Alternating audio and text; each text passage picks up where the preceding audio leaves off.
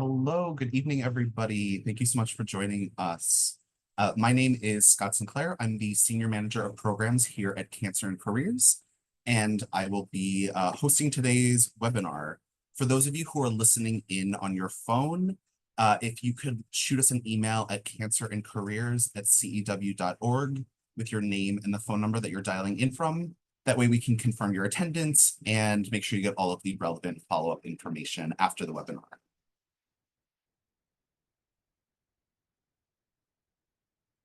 Now, if I can get this working, hold on one second, there we go. If you are new to Cancer and Careers, we are a national nonprofit and the only program of its kind solely dedicated to empowering and educating people with cancer to thrive in their work environments. This slide has a list of all of our free programs and services that we offer. Our comprehensive website is available in both English and Spanish and is the heart of really everything that we do. On there, you can find various support services, including our resume review service and access to career coaches. Our educational blog and newsfeed are both rich resources for those of you who have been diagnosed, your caregivers, employers, healthcare professionals, etc. All of you can stay current on topics related to work and cancer. Our free publication library is available in both English and Spanish and provides tangible, easy to digest information on working as well as looking for work after a cancer diagnosis. And all of those are available in both hard copy and PDF formats and are also available in both English and Spanish. We offer numerous events every year from hour-long webinars like the one we are about to get into today to full-day events. And I will be back on after Nicole's presentation to go through a little more about what we have coming up. Now, this slide has all the information about requesting CEs for this evening's webinar. For those of you who are seeking continuing education credits, you can see all of the steps listed here on the slide. This information is also available on our website, and a link to the evaluation and post-test will be shared at the conclusion of today's webinar. So if you have time to do it today, you can take the time after the webinar and fill it out. If not, we will be sending an email tomorrow, no later than 5 p.m. Eastern with all of the information and links as well. And for those of you who are planning to request continuing education credits, our accrediting bodies require us to share this slide to let you know that there are no conflicts of interest to report. Now, as you may know, Zoom has a lot of great features to interact with the event today. There is a Q&A box you'll see on either the bottom or the top of your screen. If you have any questions today for Nicole, please drop them in the Q&A box. We will have time for some questions at the end. And we know the importance of privacy, so there is a way to submit your questions anonymously. We'll do our best to answer all of the questions. If we don't get to your question today, or if you think of something later on, please shoot us an email at cancerandcareers@cew.org, and we'll get you an answer as soon as we can. You'll also see a chat box in your features panel. You can feel free to use this chat box to communicate with other attendees or myself. I'll be monitoring it throughout Nicole's presentation. Just one thing to note is that the chat box is not private and it will show your first and last name. So just be mindful of that if or when you decide to engage in the chats. And also try not to put any questions in the chat box. We might miss them there. You want to put all of the questions in the Q&A box. Also, please note that today's presentation is copyrighted. Therefore, the use of AI assistants or transcribing or recording devices of any kind by attendees is not allowed. Those found to be using AI or other recording or transcription software during any CAC programming will be removed from the event. You will be permitted to return without the AI recording software though. But you can also see that real-time closed captioning is available for today's event for those who need it. And a caption recording of the webinar will be archived on our website following this session. To request any additional reasonable accommodations, please send us an email at cancerandcareers@cew.org at least 24 hours before any upcoming events.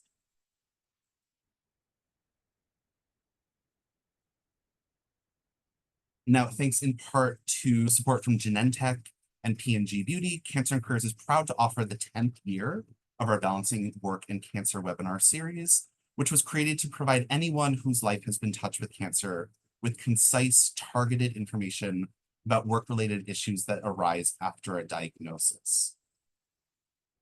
Additionally, we would like to recognize Cancer and Careers as year-round sponsors who support all of our core programming and allow us to continue providing all of our resources and services free of charge. Now, solid communication skills are invaluable in so many aspects of one's life, whether they're getting information from your doctors or your care team, to collaborating on a project at work, or selling yourself to a potential employer in job interviews. The skills that you'll learn this evening will help you in many aspects of your life. And to guide you through this presentation, I am very pleased to welcome back CAC's Associate Director of Programs, Nicole Jarvis. Again, following Nicole's presentation, I'll be back and we will go through some questions, so drop them in the Q&A box if you have any. But without further ado, I will hand it over to Nicole. Great. Thank you so much, Scott. And thank you all for joining us tonight. I know evening webinars can be a little tricky, but we're so happy that all of you could be here tonight. So as you may know, this is the first of 2 sessions that we're going to be presenting this year that are going to be focused on effective communications on the job or when job hunting. Now, today was designed to define some terms and ideas and overall to just really start to think about the big picture of what it means to be an effective communicator. And then the next session that's going to follow this is going to have a more rubber meets the road kind of feel to it, where we're going to be talking about tips and tools that can be useful for putting these concepts into practice. But for today, as you can see on this slide, our discussion is really going to focus on understanding effective communication and why it's important. We're also going to talk about personal communication styles, what they are, and how to really identify yourself and others. And we'll also start exploring the topic of disclosure and things to consider when making disclosure-related decisions. If you've joined us for any Cancer and Careers events at all, you've probably heard us talk about disclosure because it is such an important aspect of balancing work and a diagnosis. But before we dig in, I do want to just acknowledge that we know that those of you who have received a cancer diagnosis are likely in different places in terms of your experience. Some of you may have only recently been diagnosed and are just starting to think through how life and treatment and work are really going to come together. Others may be in the middle of treatment and either working or looking for a new job. Maybe treatment's behind you, but you're still experiencing side effects. Or you're here today because someone you love has cancer and you're gathering information for them or for yourself so you can better balance work and caregiving. Perhaps your circumstances are something else entirely that I haven't mentioned, but wherever you are, our hope is that you'll be able to leave this session with some solid practical information that's applicable for you, either now or in the future if and or when your circumstances change. And as Scott mentioned, if you do have specific questions that aren't being addressed, please feel free to add them to the Q&A box so that we have the opportunity to really chat about those at the end of the session. So let's jump right into exploring that big picture and why it's really important to think about what it means to communicate effectively in the context of life after a cancer diagnosis. While our bigger focus for today is on strategic communications related to work, both actually on the job and when looking for a new job, it's really important to note that there are areas outside of work where you might need or want to use some deliberate communication strategies as well. So for example, I'm guessing many of you have already experienced this. It can be very helpful to prepare for any conversations that you may be having with your healthcare team, because there's often a limited amount of time available during appointments, or if you're admitted to the hospital and the doctor drops by during rounds. Really preparing a list of questions you have or topics that you'd like to discuss can help ensure that you're making the best use of that limited time that you do have with them.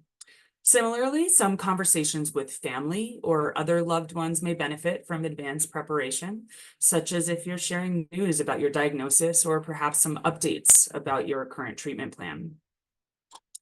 It can also be important to think strategically about what you post online, whether on social media or on blogs or anywhere else that you might be posting, since our online behaviors can have a real impact on our work lives. And we'll be spending much more time talking about that over the course of both of these sessions. So as we move forward, I really encourage you to be open to the idea that while a lot of the concepts we're going to be talking about are being shared under this umbrella of job or job search related, they may also be used effectively in other areas of life as well.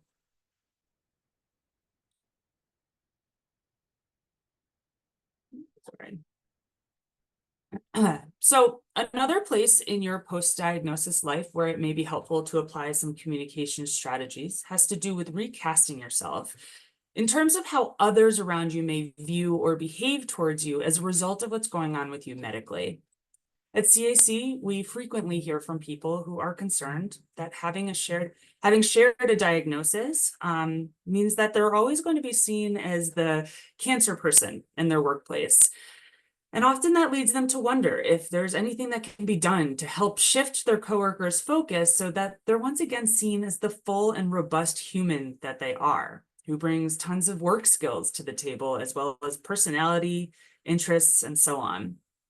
There's also people who come to us wanting to know if there's a nice way or a professional way to say to their coworkers or their supervisors, hey, could you please stop always bringing up my cancer? And this can be an understandably frustrating situation and certainly a tricky one to address, particularly if it's clear that people are asking about your cancer with good intentions, but just aren't considering how that question is going to be making you feel in that moment.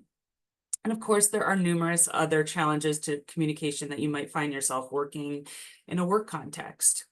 Now, we have a few common ones listed on the slide here, and I'd also like to invite you all to share any specific communication challenges that perhaps you've faced at work, or if you're a healthcare professional, a challenge that someone with a diagnosis has told you about. I just want to remind you of what Scott mentioned earlier, that the chat box is not anonymous.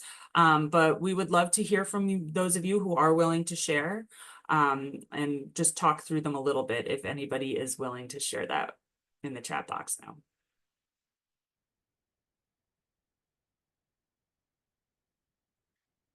And it doesn't look like anyone is interested in sharing, which is totally fine.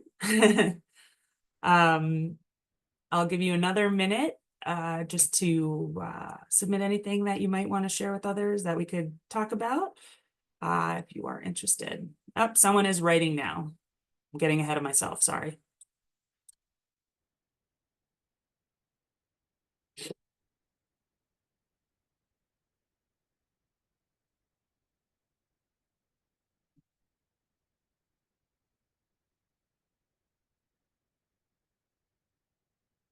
So someone said that my issue is that I have a gazillion doctor's appointments every month for my cancer, and I'm worried about that, and that I have appointments every 6 weeks.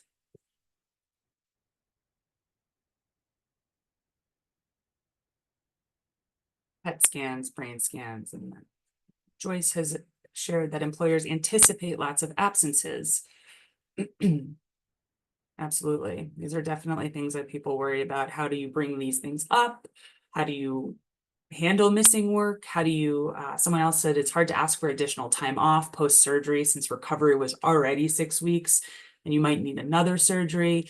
These are all things that are unfortunately common, but certainly addressable challenges. And hopefully tonight you'll get a few ideas for how to respond to some of these things or how to quell some of the fears around them.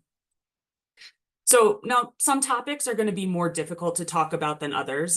Sometimes it's really hard to know how to start a conversation or how to end it or how to move it to a different place. We also have our own personal feelings about communicating that can play a role. And when it comes to communicating in work-related settings, particularly when cancer is in the mix, there can be all sorts of other layers of complexity. And unfortunately, it's not always intuitive of how to navigate them. I'd even argue that everyone comes up against communication challenges in their lives at some point, regardless of who they are, what their job is, what their level of education is, or their health status, or really any other aspect of identity. We all face communication challenges in our lives, so you are not alone. And it's important to remember that because this is something that everyone's going to have to deal with at some point. So let's really just continue by looking at some communication basics. This way we can all move on with a shared understanding of some of the terms and concepts that I'll be discussing. So let's start with what is communication. Now, one definition is communication is a process through which information, ideas, and/or emotions are shared between two or more people. In other words, it's really what gives us the power to meaningfully connect with others. And it can occur in a number of ways. It may happen through audible communication, such as spoken words, and it may also involve sounds that are nonverbal, not actually words, sounds like grunting or sighing. But of course, not all communications are received through our ears. They may be written out or be shared using sign language, or our behavior around others and our body language can also convey information or clues about what we're thinking and feeling. And it's also important to note that sometimes our communications happen in ways that are thought out and deliberate, but that's not always the case. Sometimes we end up sharing ideas or information based on spur of the moment decisions or on impulse.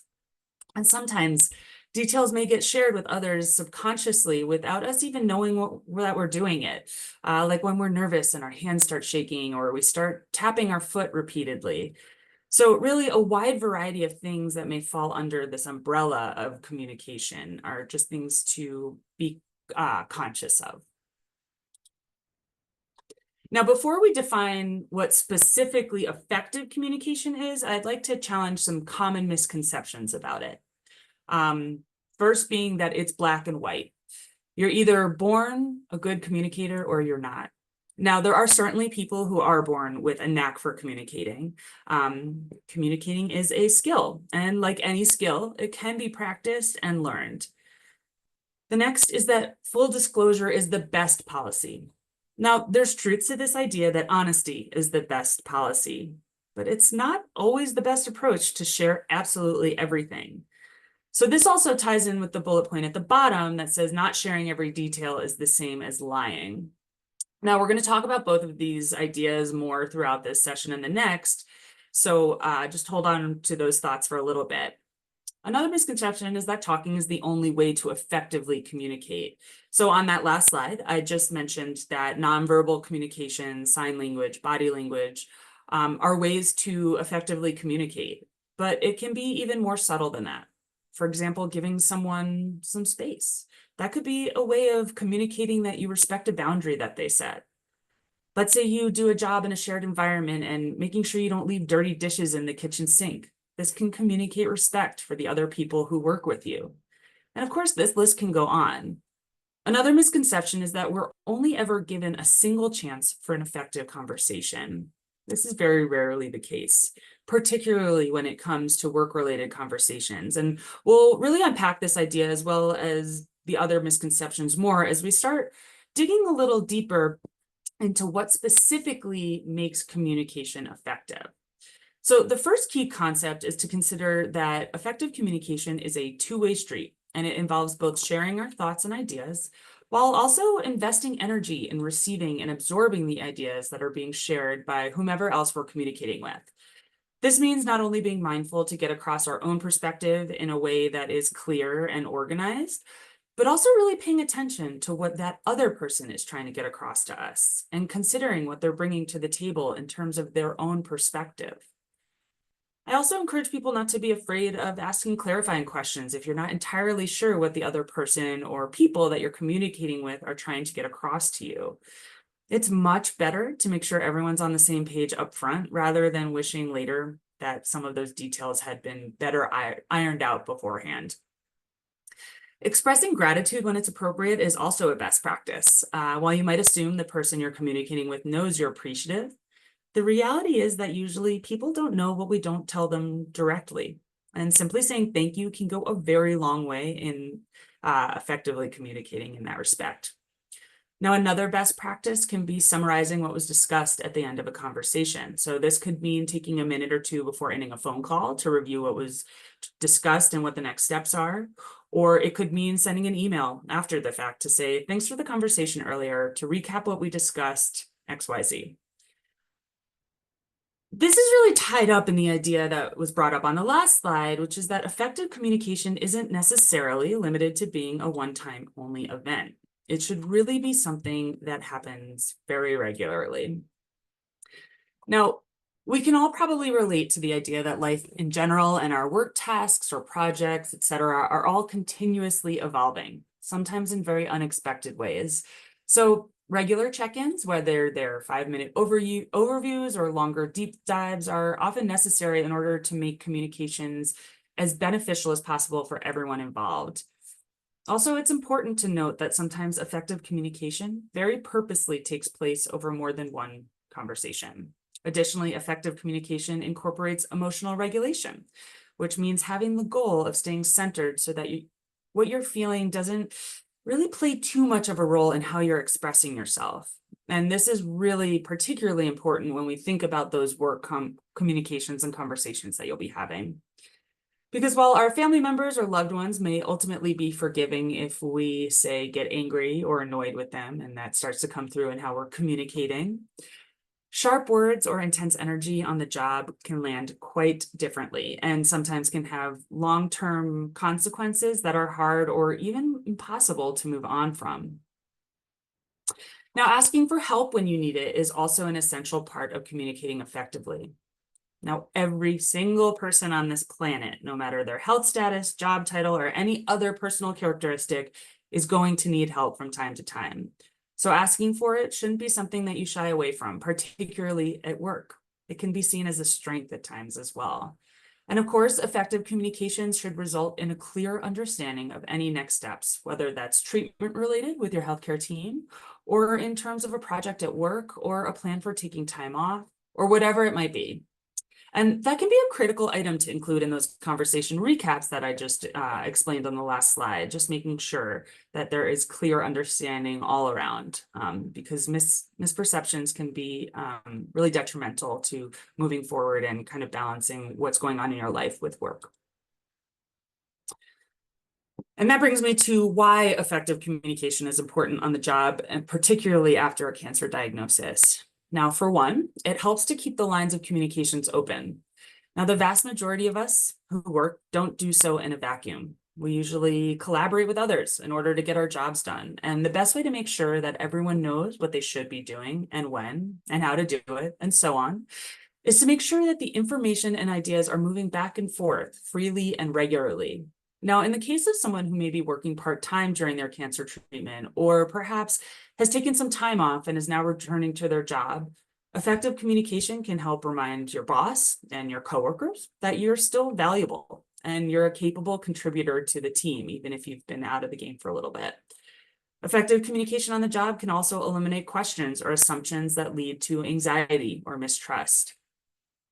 So for example, if you have a desk and are working remotely, either as a reasonable accommodation during treatment or because of a decision that your organization made in response to COVID, and you're going to step away from your computer for more than a few minutes, it could be a good idea just to instant message your team to let them know that you won't be available for a little while, so that if someone does reach out and doesn't get you right away, they don't make the assumption that you're taking a nap or sitting on your couch watching the new season of Love is Blind when you should be working.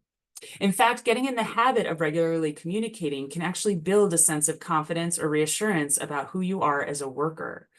So if, for example, you do accidentally step away from your computer and forget to tell your team, they'll default to thinking, oh, something unexpected must have come up. I'm sure I'll hear from them soon, rather than them having an anxious response or assuming something negative about your work ethic.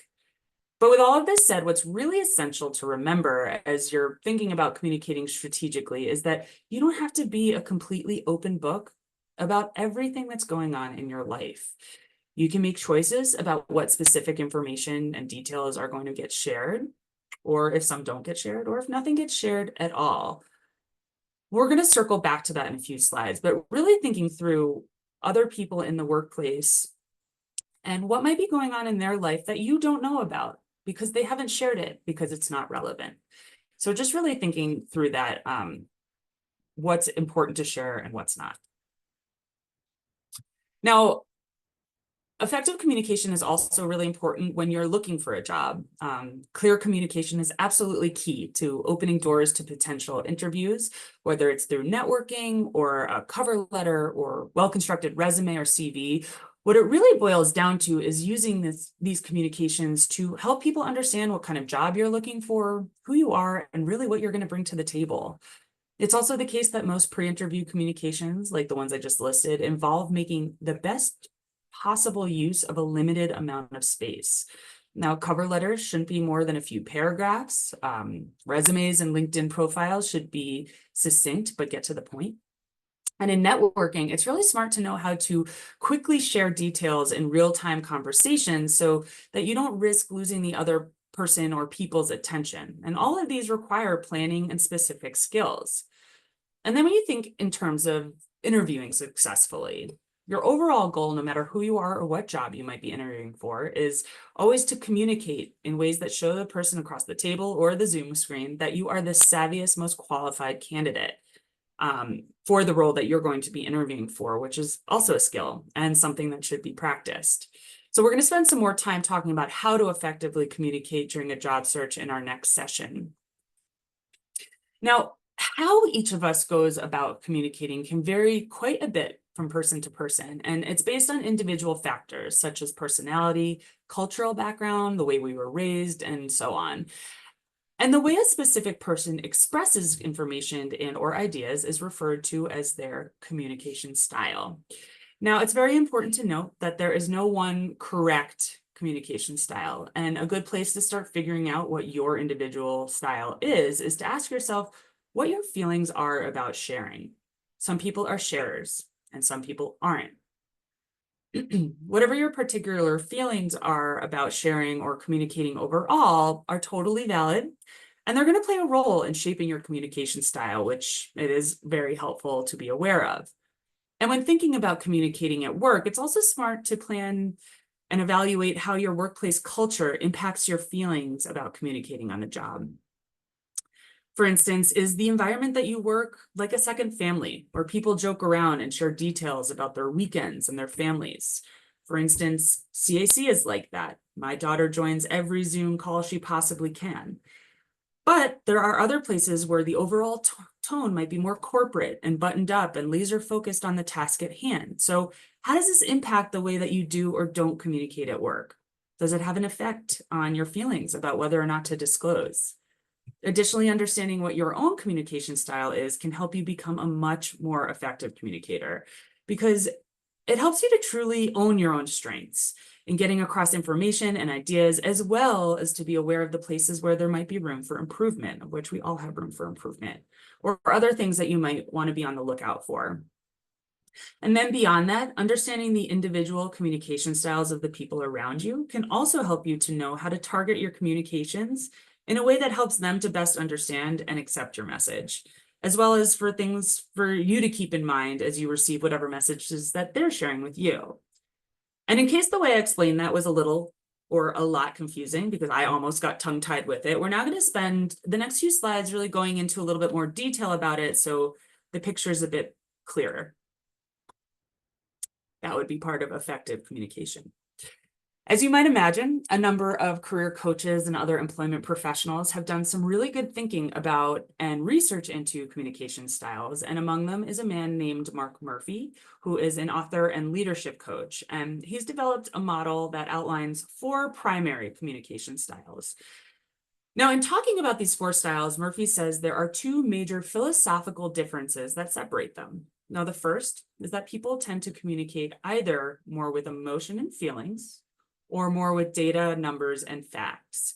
So for example, if you have 2 people who are working at an animal rescue, a more emotional communicator might say, I feel like we're doing really well with our winter adoption push. Whereas a more data-driven communicator might say, 92% of the dogs we're currently fostering have received adoption applications. Now, both are saying something similar, but how they're actually saying it is different based on their communication styles. And then the second difference has to do with the arc that people use to convey information. Now, do they go in a straight line, A to B to C and so on? Or do they share information in maybe a more roundabout way, or even skip over details entirely? I'm sure many of you know people like that as well. So we're going to walk through what Murphy's 4 styles are, but before we do, just a reminder that there are many ways of thinking about communication style, but we just thought that this was a really strong example, which is why we chose this one to share with you. And also I want to remind everybody that no one of these 4 styles is better than the others. They're all on equal footing here. The purpose here is really just to describe the differences. And I encourage you to think about which one of these resonates both with who you are as well as who your coworkers are. And you might see different aspects in each of them that you relate to, but likely there's going to be one that speaks to you the most based on those two separate differences that Murphy describes. So the first communication style that Murphy identifies is called the analytical communicator. Now, this is a person who uses facts and data to communicate versus the emotional communication. They use precise language, and they do tend to express themselves in a logical way, or in that straight A to B to C line that I had mentioned. Now, those are their strengths in terms of how they express themselves. But as I mentioned, everyone has room for improvement. So some things that analytical communicators should be more aware of include coming across to others as cold or unfeeling. And it's also not uncommon for people in this group to find themselves getting frustrated with someone who may be less specific or number driven. This may mean that they get a little short with their replies or even stop paying attention. And that can impact how effective communication ultimately is. So if you recognize yourself in this description, and I'm sure many of you do, these may just be things that it would be a good idea to be mindful of and monitor or work on. Now, another point to keep in mind if you're an analytical communicator is that it may be challenging for you to talk about the unknowns that come with a cancer diagnosis and treatment, of which there tend to be many, because as you may be able to relate to, the cancer experience is fluid and it doesn't always move in that straight line. So it's really important to keep in mind that the strong ability to be logical and apply numbers might not be of the best service in this scenario. Next up, we have the intuitive communicator. Now, this is someone whose strengths include both being able to describe the big picture succinctly and cut right to the bottom line without giving a lot of detail, which can be very effective in certain work environments. That said, if this describes you, you do want to keep in mind that you may come across as impatient to others who do require details, either to get a point across or to fully absorb what's being shared. And then as we think about how this might impact work communications during cancer, it's really important to know there may be times where a lot of details are necessary. So for example, if you're getting ready to be out for a few weeks for surgery and recovery, and a colleague is going to be covering a project while you're out, handing it off to them may require that you really unpack the individual steps and components that may be second nature to you, but just in order to make sure that they have a full and comprehensive understanding of how to successfully do what you need them to do.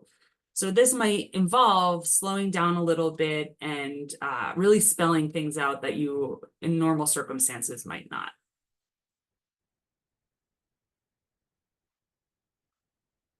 Now, remember this last slide, I mentioned people who really appreciate detailed communications. Murphy calls them functional communicators.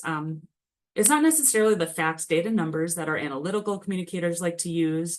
Functional communicators like the kinds of details that are required for planning in advance. So they tend to communicate information in a very step-by-step way, and often are sought out for their exceptional strategizing and organizational skills due to that really parsing things out. But if you do fall into this category, you do want to make sure that the things that you're sharing and what you're sharing, it's just the right amount of detail, not too much, because if you do so, you can risk losing the other person's attention or potentially overwhelm them with information. Functional communicators should be mindful of oversharing during disclosure conversations.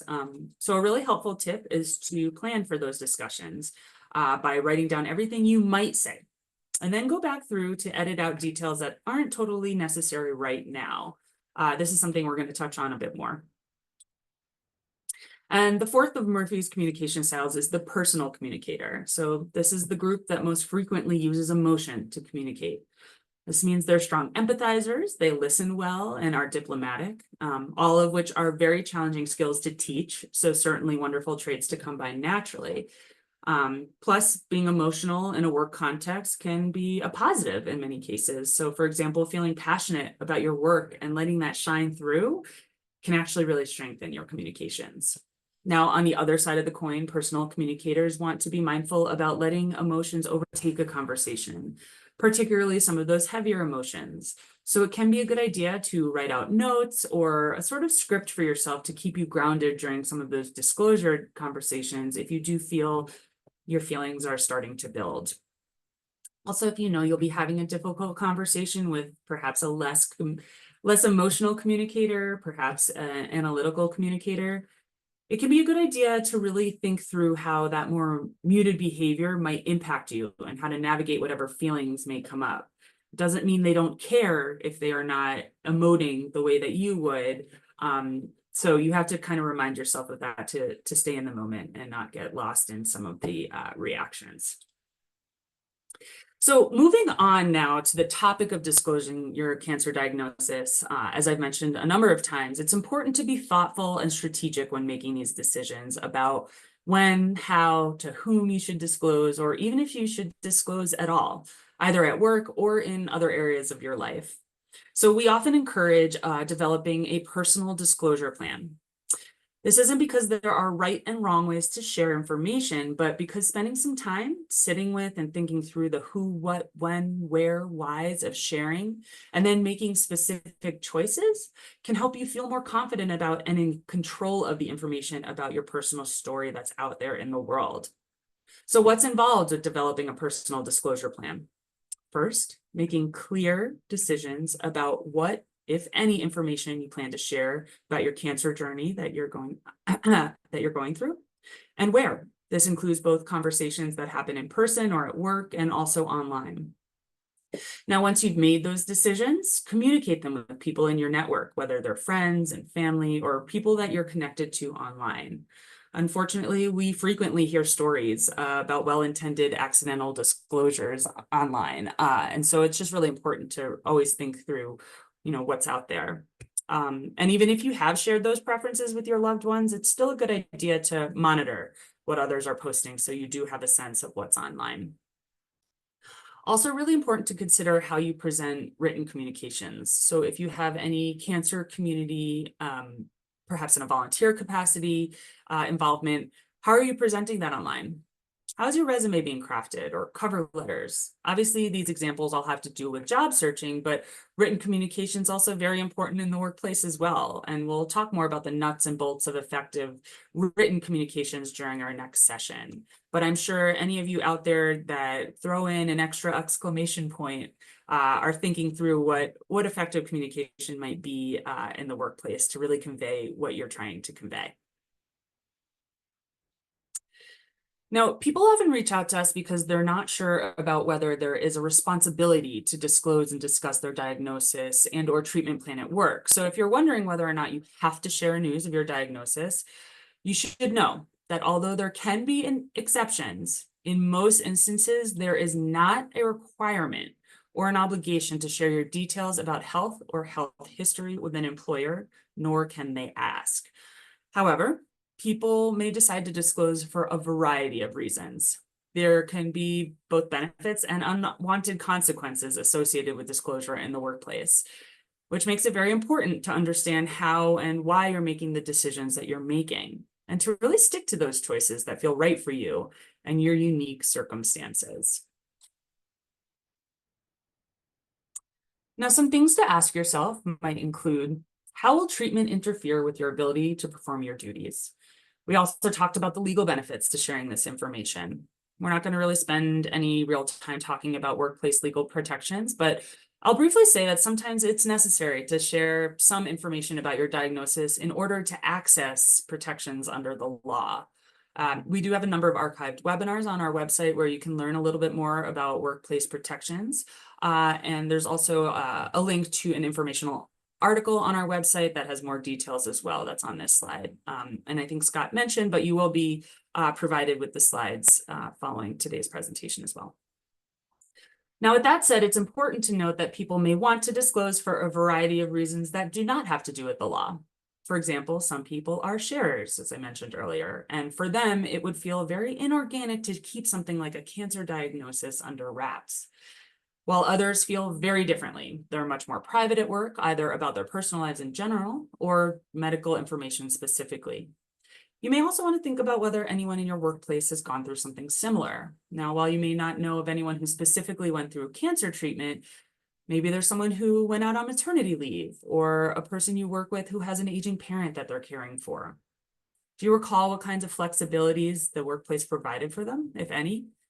And how is the news received, both by managers and other members of the team when it was shared?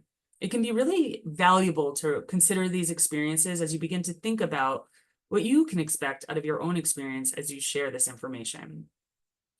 Now, we get asked a lot, who should I tell? And that's going to really vary depending on you and your specific circumstances. It's also possible you'll find yourself having more than one disclosure conversation. So if that's the case, we do recommend going to the person that it's easiest to talk to. So for many people, that's a direct supervisor because it's someone with whom they have an ongoing conversation with and who could potentially be an advocate for them with the higher ups. But it's also very important to bear in mind that most managers are not trained to be managers. So this may be the first time that they're having this type of conversation and they could feel in uncharted territory themselves. And unfortunately, it often puts the burden on the employee with cancer to help teach their manager what to do next, which is the last thing they want to be doing. So Cancer and Careers has a manager's toolkit that we created because survivors were really asking for something concrete that they could take into these conversations with their supervisors that allowed them to outline what would be helpful and make them feel supported. So it can be a tool that's really useful. I believe it's linked on this slide, and you can also download it directly from our website. Now, for some people, their supervisor is going to be out of the question, so they might want to go to HR instead. Now, your HR department can be a font of information because they're the ones who understand employer policies. And perhaps they've even had experience with something similar in the past. Perhaps the most important thing to disclose in any of these conversations, regardless of who they're with, is the idea that treatment is going to be fluid. And again, it can't be said enough that helping your employer to understand that things you're sharing are what you know today, but they may not apply next week or next month or 6 months from now, and that this is likely to be an ongoing conversation is extremely important. Now, when thinking about whether or not to disclose or how much or what to share, it's also important to consider what you know about the possible side effects that you're likely to experience, particularly if you're choosing not to disclose either at all or widely within your organization. And this is because the changes that bodies can go through during treatment, whether they're visible side effects like hair loss or skin changes, or the invisible side effects such as cognitive changes or a decrease in overall energy levels, can often disclose that information even if your words don't.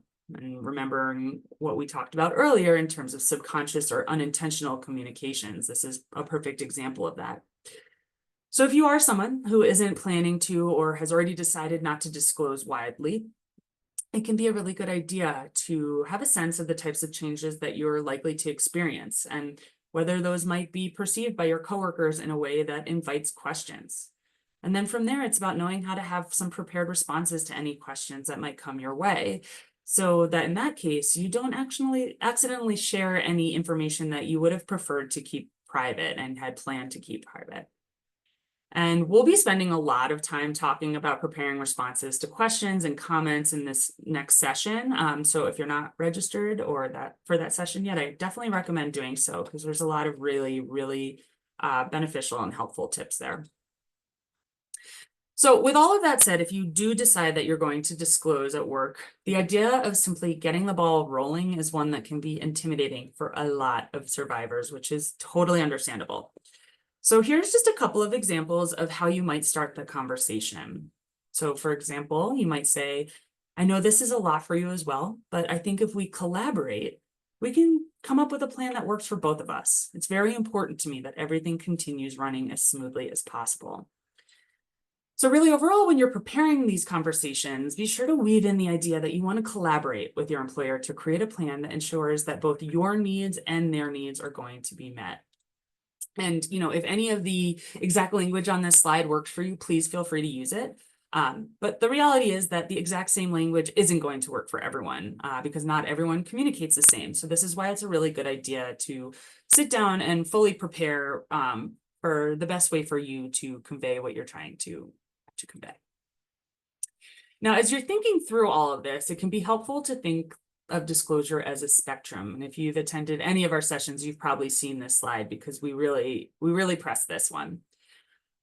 Now, we already talked about the fact that generally speaking, you are not required or obligated to share your health or health history with your employer, and they are not supposed to ask. But we do find that a lot of individuals with cancer understandably have the question about whether choosing not to share is essentially the equivalent to lying.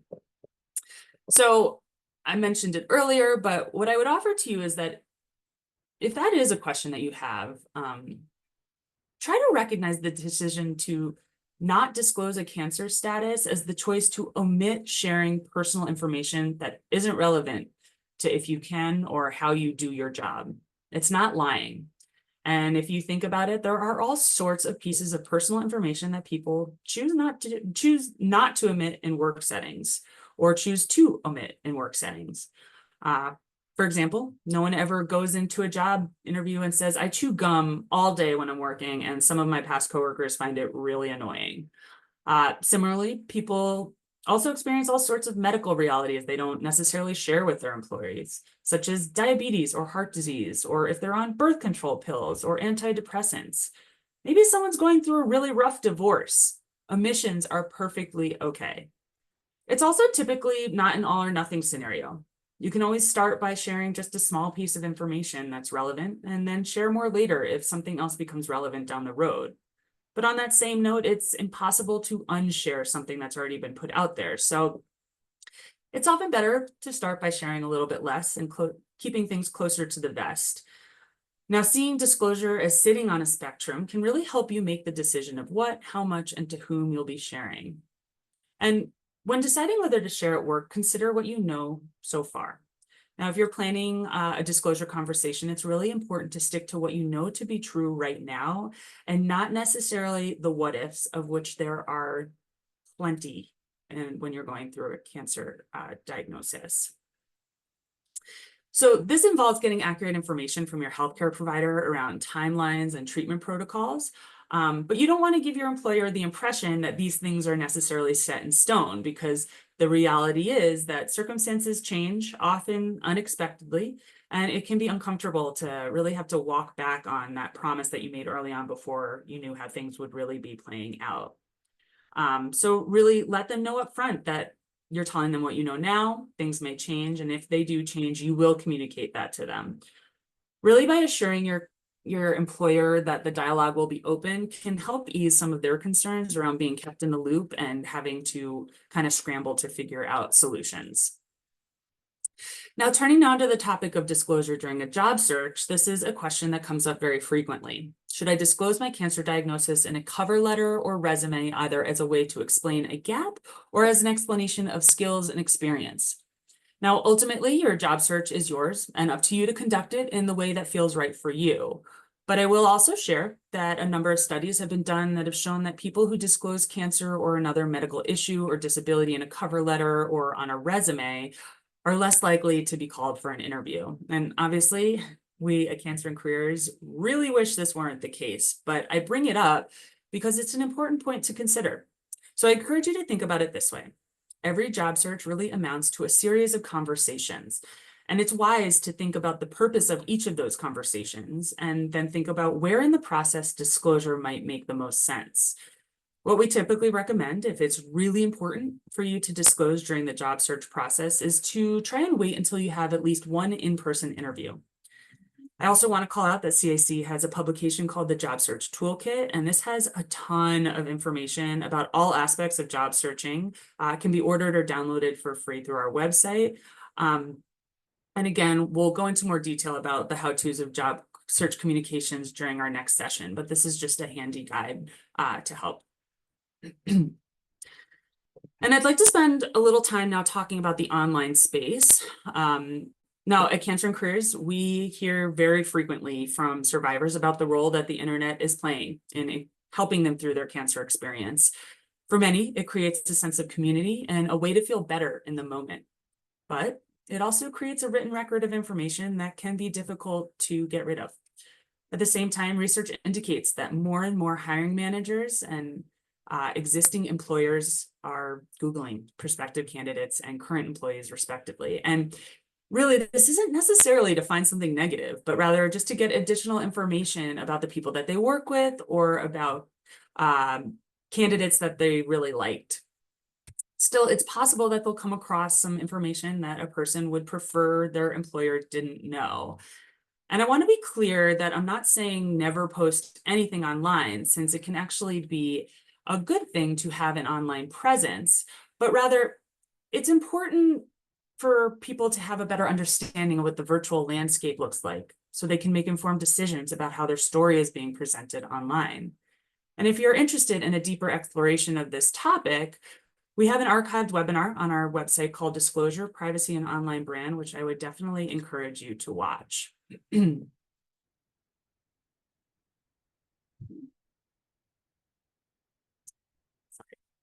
technical difficulty there for a second.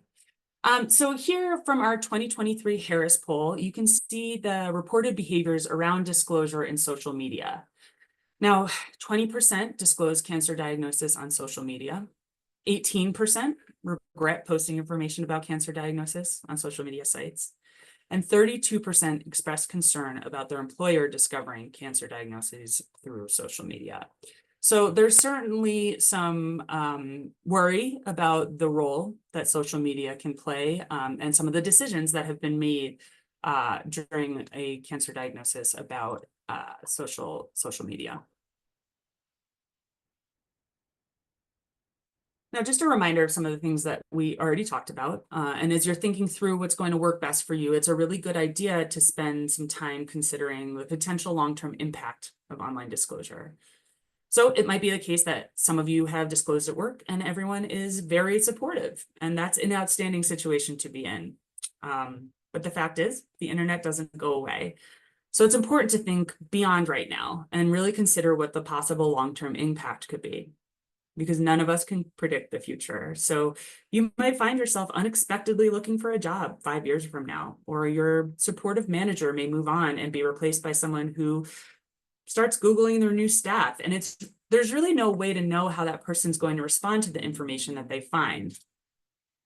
So I want to be very clear that I'm not saying never disclose online, but it's just important to make informed decisions around it that you feel good about and where you understand what potential risks and ramifications there could be down the line so that you can be better prepared. So that's where we're going to leave off for today. Before we move on to Q&A, I'd like to leave you with just a few top takeaways. And these are that effective communication can be an important tool when either working during treatment or looking for work. Also, understanding your communication style and others can help improve workplace conversations. And finally, really think through disclosure decisions and how they may impact workplace communications. You can never be too prepared for these kinds of things. So Cancer and Careers always encourages people to practice, role play as much as they hate it, and just really prepare themselves for many different scenarios so that they can go to work confidently without the worry that they say something they don't want to say. And I do want to give a little sneak preview of our next session, which I have alluded to many times throughout tonight. So we're going to be talking about best practices for using social media and online platforms in order to create an online brand, because as we mentioned, having an online presence is actually a good thing. You just want it to be the right one. We'll be discussing tips and techniques for having conversations at work and when you're looking for a new job. And then finally, communications during the job search process, like networking, resumes, cover letters, and interviews. You just want to make sure that if you are undertaking any of these things right now, you join us, because it will alleviate some of the stress that you may be experiencing as you are going through it. So I am going to turn it back over to Scott to take us into Q&A. Thank you so much, Nicole. That was wonderful. Just a few quick things before we get to your questions. This slide has some additional resources that you can use. Again, I've dropped a link to the slides in the chat a few times. You can click through on that link, or you'll also get something in your email tomorrow with all of these as well. This slide has all of our social media. We hope that you can follow us and stay involved in the conversation.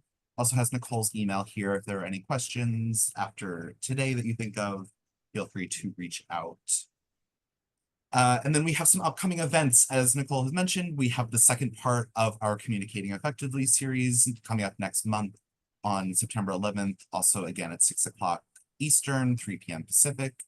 After that, in October, we have Setting Boundaries, which is a really great presentation. I always take a lot away from that one in my own life. So hopefully you guys can as well. And then we have Balancing Work and Caregiving coming up on November 6th. So if you have any caregivers in your life that you want to send that along to, please help us spread the word there as well. And you can see our full list of upcoming webinars. We have one every month at the link at the bottom of the slide as well. And then we also have our West Coast Conference on Work and Cancer coming up on October 19th.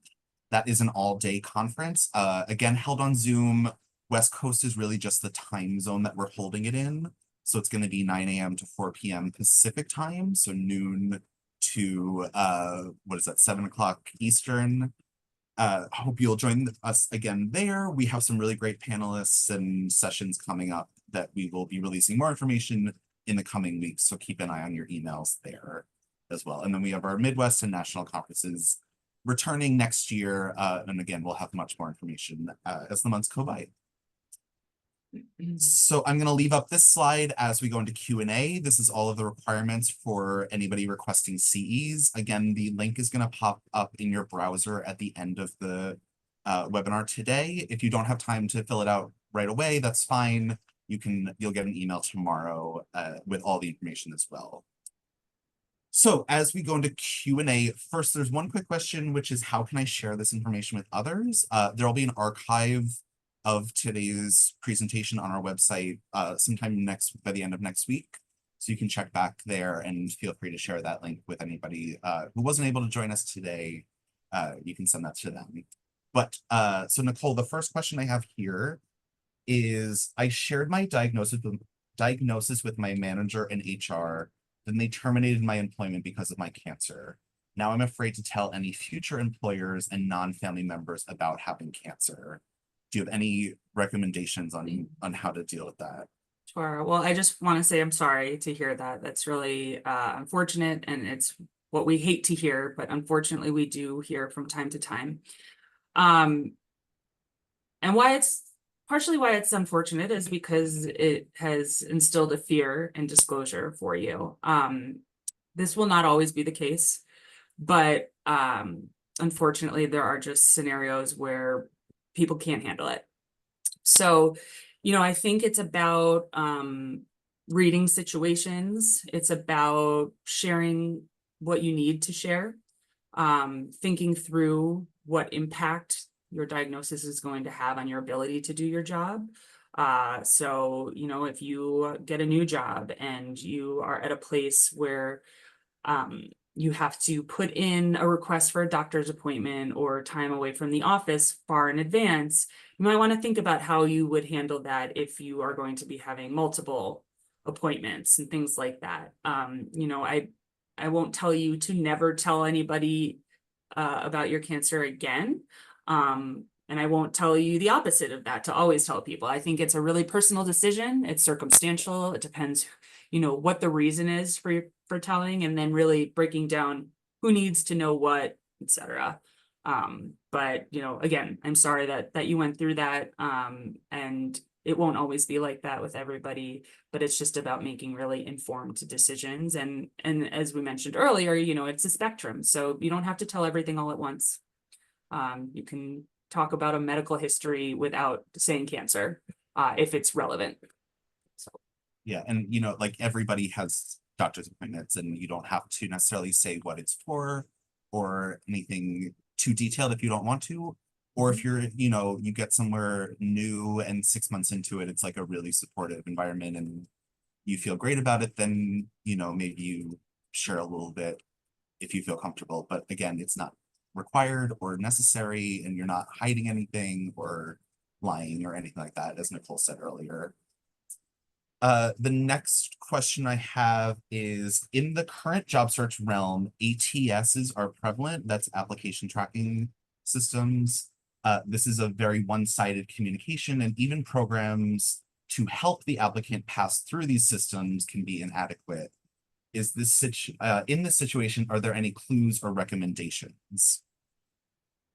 Well, we happen to have a great handout with some keywords that are very helpful for ATS software. I don't know if Scott could put it into the chat. I saw him kind of doing that already. But that will provide you with keywords that are prevalently picked up by ATS. You also want to try to really disseminate what's in job descriptions so that you're making sure that you're addressing specifically what they require, what your responsibilities would be, and how you can sort of form your resume on that. We've also started dipping our toe into ChatGPT and seeing how that can help. That can be helpful sometimes. Asking them, this is my resume, this is the job description, is this going to be picked up by such software? So there are definitely a lot of ways to go about it. We also offer a resume review service.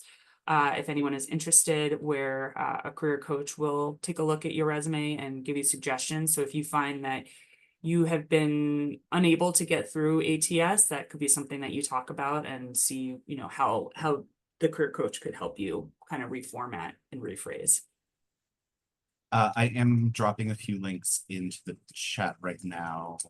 While I multitask here, bear with me. We also have a great webinar that we just did a few months ago with one of our career coaches, Julie Jansen, and we talk about ATS a lot in that. So I linked to that as well. So we're coming to the end of our time here.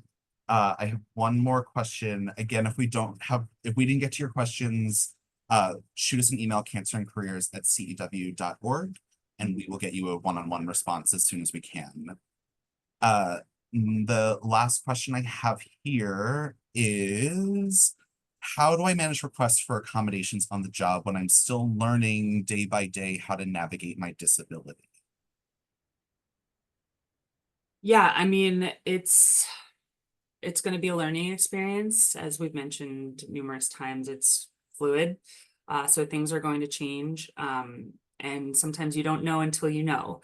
So it can be a good idea. We recommend starting something called a work diary. And that can help you to sort of track different aspects of work as it relates to your cancer. So let's say you're noticing that at 3:15 every day, you are hitting a slump and it's so hard for you to work. Perhaps you start thinking about switching up your schedule a little bit, maybe starting work a little earlier so that you can end work a little earlier. Also things like, finding